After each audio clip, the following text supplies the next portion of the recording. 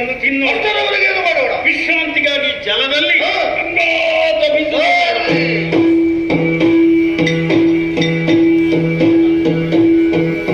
ನಮ್ಮನ್ನು ಕೊರೆಯಬೇಕೆಂದು ಪ್ರಾರ್ಥನೆ. ಸರಿ.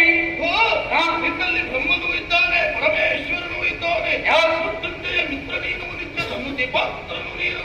ನಿನ್ನನ್ನು ಕಂಡ ಮೇಲೆ ಬರುವ ಸಾಧು ಸಾವಲ್ಲ, ಅದು ಮೋಕ್ಷಕ್ಕೆ ಮೆಟ್ಟಿಲು ಅರ್ಥವಾಗಿದೆ.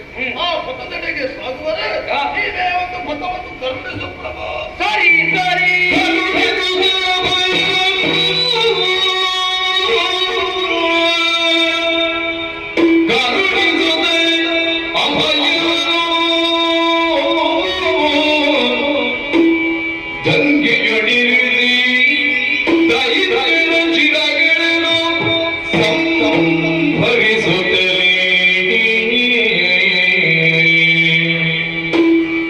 May